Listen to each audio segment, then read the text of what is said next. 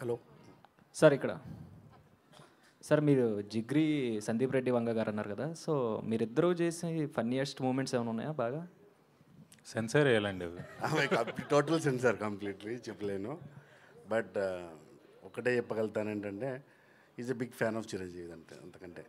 ఎందుకు ఇది మాట అంటున్నా అంటే వినాయక చవితి రోజు కొంచెం ఏదో చందమామ చూస్తే ఏదో అవుతుంటారు కదా, అప్పుడేం సందీప్ మొబైల్ చిరంజీవి ఏం కాదురా రా వెళ్ళిపోదాం ఆ టైప్ ఆఫ్ మాటలు ఉండే అనమాట. అరే ఏంద్రా ఇంత అంటే అంతేరా నమ్మితే వెళ్ళిపోవాలి అంతే. సో సేమ్ థింగ్ నేను కూడా అలాగే వాడు కూడా ఫాలో అవుతూ ఇక్కడ వరకు వచ్చా. నా ఫస్ట్ మూవీ కూడా నేను అర్జున్ రెడ్డి గారు ఈపీ గారు ఫస్ట్ అవకాశం ఇచ్చింది కూడా చిరంజీవి. నాకు చిరంజీవి సందీప్ రెడ్డి సందీప్.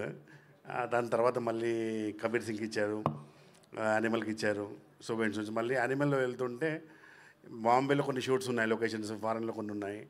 ఆ టైంలో మరి నేను చిన్న సినిమా చేసుకోవచ్చా అంటే అరే ఎందుకురా మళ్ళీ స్టార్ట్ చేస్తున్నావు అని చెప్పి అన్నాడు.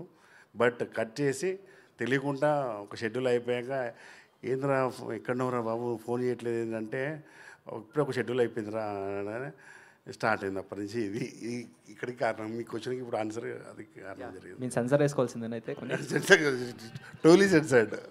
All the best sir. Thank you మీ అందరు కూడా అభినందనలు. Thank you. డైరెక్టర్ గారు, తెలుగులో యూత్ ఫిలిమ్స్ అనేటివి చాలానే వచ్చినవి. సో ఇప్పుడు ఈ మూవీకి మీ అంటే యూత్ ఫిలిమ్స్కి చూసుకుంటే డిఫరెన్షియేట్ ఎలా చేస్తారు? ఈ ఫిలింకి దానికి నేను చెప్పినట్టు అదే మీకు నేను మాటికి November 14th ఎందుకు అంటున్నాను అంటే ఎక్స్పీరియన్స్ అని. ఇది ఎక్స్ప్లెయిన్ చేయడం కూడా చాలా కష్టం అండి. Why because I have to go to the technicalities. అది ఇన్ టర్మ్స్ ఆఫ్ కన్వర్జేషనల్ ఫిలిమ్స్లో వింటున్నారా? Okay. So in terms of టెక్నికాలిటీస్కి వెళ్ళాలి. అది